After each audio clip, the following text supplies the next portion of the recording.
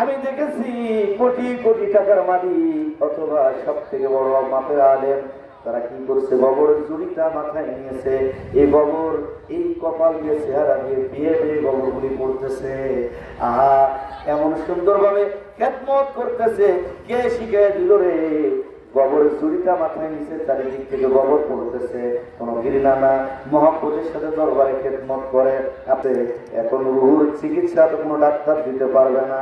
এই রুহুর চিকিৎসা যদি করাইতে চান, তাহলে যিনি আল্লাহর ওলিও বন্ধু, যারা রুহের ডাক্তার, তাদের কাছে যাওয়া লাগবে। যাওয়ার পরে দেখবেন, সেখানে যাওয়ার সাথে সাথে বলবে না বাবা তুমি যুগ বানায় দাও, যাওয়ার সাথে সাথে বলবে না বাবা তুমি দাঁড়িয়ে রাখো, যাওয়ার সাথে বলবে না বাবা তুমি নামাজ পড়ো, যাওয়ার সাথেই আমার ভাইয়ারা বিভিন্ন ডিপার্টমেন্টে আপনি খেদমত করবেন। কেউ আছে দারুদার শিবিরে, কেউ আছে গোশালায়। আমি দেখেছি কোটি কোটি টাকার মালিক অথবা সব থেকে বড় মাপের আলেম, তারা কি করছে, গোবরের ঝুড়িটা মাথায় নিয়েছে, এই গোবর এই কপাল দিয়ে চেহারা দিয়ে বিয়ে দিয়ে গোবরগুলি পড়তেছে। আহা, এমন সুন্দরভাবে খেদমত করতেছে। কে শিখায় দিল রে? গোবরের ঝুড়িটা মাথায় নিচে, চারিদিক থেকে গোবর পড়তেছে, কোনো ঘৃণা না, মহাপ্রভুর সাথে দরবারে খেদমত করে। আপনি হরিগুরুপে গিয়া দেখেন, সেখানে হরিগুরুপে একাধারে তারা খেদমত করতেছে। পাঠশালায় গিয়া দেখেন খেদমত করতেছে। বিভিন্ন ডিপার্টমেন্টে আপনি গিয়া দেখেন খেদমত চলমান রয়েছে, খেদমত চলমান রয়েছে। এইভাবে খেদমত করতে করতে, এইভাবে দরবারে যাওয়া আসা করতে করতে একটা সময় দেখা যায় বেচারা দাঁড়িয়ে রাখছে, একটা সময় দেখা যায় বেচারা নামাজ পড়ছে। অনেকে মনে করে আটপশি গেছে তো গেছে, নামাজ পড়ে না, আটপশিরা নামাজ পড়ে না।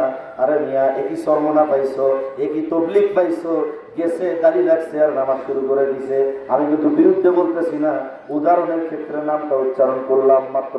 আমার ভাইয়েরা, আগে হলো ইমানের শিক্ষা, তারপরে আমলের শিক্ষা। বর্তমান সমাজে ইমানদারের খবর নাই, আমলদারের অভাব নাই। আমার ভাইরা, ইবলিশ নামক কুকুর আমার আপনার চারিপাশে আসে না? নাই আসে না? চারিপাশে এমন ভাবে আপনাকে আমাকে ঘিরে রেখেছে ইবলিশ নামক কুকুর। এই কুকুর তো দুনিয়ার কোন মানুষকে তাড়াইতে পারবে না। এই কুকুর যিনি তাড়াইতে পারবেন, এই কুকুর যদি দেখতে পান, এই কুকুর তাড়ানোর ক্ষমতা যার আছে, তিনি হইলেন আল্লাহর ওলিও বন্ধু। আল্লাহর পক্ষ থেকে তারাই হলো প্রতিনিধি। আমার ভাইয়েরা, শরীরটা রোগাক্রান্ত হয়ে গেলেন, ডাক্তারের কাছে যান। আমি অসুস্থ হয়ে গেছি, পেশাব পরীক্ষা করবে, পায়খানা পরীক্ষা করবে, রক্ত পরীক্ষা করবে, কত কিছু প্রয়োজনীয় ভাবে পরীক্ষা করে তারা এরপরে আপনাকে 15 দিনের ওষুধ লিখে দিতে পারে, 1 মাসের ওষুধ লিখে দিতে পারে। আপনার অসুস্থতার উপরে ভিত্তি করে আপনাকে একটা প্রেসক্রিপশন করে দিবে, যাও এই ওষুধগুলি খেয়ে আবার 1 মাস পরে আসবা। আমার ভাইয়েরা, যখন আমাদের শরীর রোগাক্রান্ত হয়, ডাক্তার দেখাইলে আমাদের পরিবর্তন আসতে পারে, কিন্তু রুহু রোগাক্রান্ত হয়ে গেলে, রুহুটা রোগাক্রান্ত হয়ে গেলে, এই রুহুর ডাক্তার তো দুনিয়ার কোনো ডাক্তার নয়। রুহু রোগাক্রান্ত হয়ে যাওয়ার কারণে, এই রুহুটা রোগাক্রান্ত হওয়ার কারণ কি?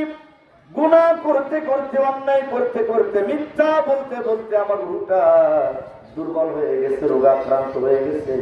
এখন আর মিলাদ কিয়াম ভালো লাগে না, এখন আর দোয়া দুরূদ ভালো লাগে না, এখন জিকির ভালো লাগে না, নামাজে মজা লাগে না, আল্লাহর ওলিদের কথা শুনতে ভালো লাগে না। কারণ কি? কারণ হলো তার রুহুটা রোগাক্রান্ত হয়ে গেছে। এখন রুহুর চিকিৎসা তো কোনো ডাক্তার দিতে পারবে না। এই রুহুর চিকিৎসা যদি করাইতে চান, তাহলে যিনি আল্লাহর ওলিও বন্ধু, যারা রুহের ডাক্তার, তাদের কাছে যাওয়া লাগবে। যাওয়ার পরে দেখবেন, সেখানে যাওয়ার সাথে সাথে বলবে না বাবা তুমি যুগ বানায় দাও, যাওয়ার সাথে সাথে বলবে না বাবা তুমি দাঁড়িয়ে রাখো, যাওয়ার সাথে বলবে না বাবা তুমি নামাজ পড়ো, যাওয়ার সাথেই আমার ভাইয়েরা বিভিন্ন ডিপার্টমেন্টে আপনি খেদমত করবেন। কেউ আছে দারুদার শিবিরে, কেউ আছে গোশালায়। আমি দেখেছি কোটি কোটি টাকার মালিক অথবা সব থেকে বড় মাপের আলেম, তারা কি করছে, গোবরের ঝুড়িটা মাথায় নিয়েছে, এই গোবর এই কপাল দিয়ে চেহারা দিয়ে বিয়ে দিয়ে গোবরগুলি পড়তেছে। আহা, এমন সুন্দরভাবে খেদমত করতেছে। কে শিখায় দিল রে? গোবরের চুরিটা মাথায় নিচে, চারিদিক থেকে গোবর পড়তেছে, কোনো ঘৃণা না, মহব্বতের সাথে দরবারে খেদমত করে। আপনি খড়ি গ্রুপে গিয়া দেখেন, সেখানে খড়ি গ্রুপে একাধারে তারা খেদমত করতেছে, পাঠশালায় গিয়া দেখেন খেদমত করতেছে, বিভিন্ন ডিপার্টমেন্টে আপনি গিয়া দেখেন খেদমত চলমান রয়েছে, খেদমত চলমান রয়েছে। এইভাবে খেদমত করতে করতে, এইভাবে দরবারে যাওয়া আসা করতে করতে একটা সময় দেখা যায় বেচারা দাঁড়িয়ে রাখছে, একটা সময় দেখা যায় বেচারা নামাজ পড়ছে। অনেকে মনে করে আটপসি গেছে তো গেছে, নামাজ পড়ে না, আটপসিরা নামাজ পড়ে না। আরে মিয়া, একই সর্বনা পাইছো, একই তবলিগ পাইছো, গেছে দাঁড়িয়ে রাখছে আর নামাজ শুরু করে দিছে। আমি কিন্তু বিরুদ্ধে বলতেছি না, উদাহরণের ক্ষেত্রে নামটা উচ্চারণ করলাম মাত্র। আমার ভাইয়েরা, আগে হলো ইমানের শিক্ষা, তারপরে আমলের শিক্ষা।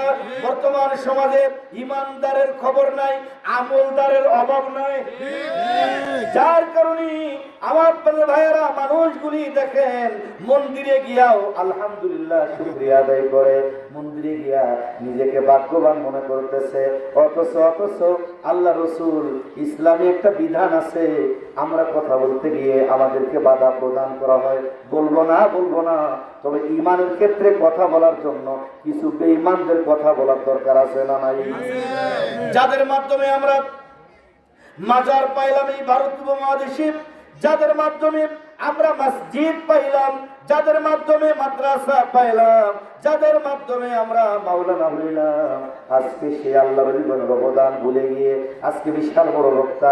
আমি বলতে চাই, আমি তো তোমাদের দলের একজন ছিলাম, আমি এই আটপসি দরবারের নগণ্য একজন গোলাম হিসেবে আমি বলতে চাই, আপনারা হাজার হাজার মানুষগুলি, হাজার হাজার ওয়াহাবি আলেম এক জায়গায় দাঁড় করে দেন, আর আমার তরিকতপন্থী আপনার একজন জাকির ভাই, ওর নাম যদি শুনেন ও সহ্য করে নামটা বলতে পারবে না, কিন্তু নবীর প্রেম ওর হৃদয়ের মাঝে আছে, যার কারণে দেখবেন একে এক পাল্লায় আমারে আপনার জাকের ভাইকে ডান পাশে দেন, আর হাজার হাজার ওয়াহাবি আলেমকে বাম পাশে দেন, দেখবেন আমার জাকের ভাইয়ের নেকের পাল্লা, নবীজির প্রেমের পাল্লাটা ভারী হয়ে গেছে।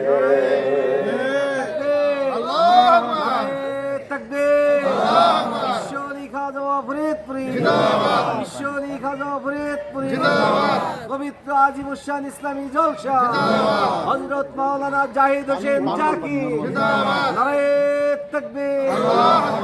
তুমি ফুটেছিলে ফুল শেরপুরেতে মহান গৌরবে, মশগুল হলো দেশ মহাদেশ তোমার সৌরভে, মশগুল হলো দেশ মহাদেশ তোমার সৌরভে। আমার প্রিয় ভাইয়েরা, এই জন্য অবদানগুলি তুলে ধরতে হবে, ভালো মন্দ ভালো করে বুঝতে হবে। আমার প্রিয় ভাইয়েরা, আপনি সুন্দর একটা টুপি মাথায় দিলেন, টুপির দাম মাত্র 20 টাকা, 20 টাকার টুপি আপনি মাথায় দিলেন। আমগো যশোরে 20,000 টাকার জুতা কিনতে পাওয়া যায়, 20,000 টাকা দিয়া জুতা কিনলেন, ওই যে জুতার স্থান হলো মানুষের পায়ের নিচে, আর 20 টাকা দিয়া একটা টুপি কিনেছেন, নরমাল একটা টুপি, ওই টুপির স্থান হলো মানুষের মাথার উপরে। আপনার মাথার টুপি খুলে কারো গায়ে পড়লো, আমার ভাইয়েরা দুলা বালু ছেড়ে দিয়া এই টুপিটা একটা চুম্বন করবে, চুম্বন করে বলবে ভাইজান আপনার টুপি পড়ে গেছে, টুপিটা লন। কি একটা মহব্বত! আমার প্রাণের ভাইয়েরা ভালো করে বুঝেন, এই যে মহব্বতটা পাওয়া যায়, এটা তো টুপির দাম কম হলেও যেহেতু স্থান হলো মাথার উপরে, আলাদা একটা মহব্বত। আর 20,000 টাকার জুতা তুলে কারো গায়ে পড়ছে, ঝগড়া তর্ক লাগবে না, দেখবেন এমনি কিলাকিলি শুরু হয়ে যাবে। ঈশান নামাজের পরে ঠান্ডা গরম মিশায় বিলাস ভালো পরিষ্কার হবে, কি একটা অবস্থা, ঠান্ডা গরম মিশায় আমি বললাম না যে তুই নর্মাল পানি খাইতে পারি না, আমার ভাইরা মহব্বতে একটু জিজ্ঞেস করেন, লা ইলাহা ইল্লাল্লাহ, লা ইলাহা ইল্লাল্লাহ, লা ইলাহা ইল্লাল্লাহ, মুহাম্মাদুর রাসূলুল্লাহ, জোরে লা ইলাহা ইল্লাল্লাহ, ভালোবেসে লা ও লা ইলাহা মুহাম্মাদ রাসূলুল্লাহ।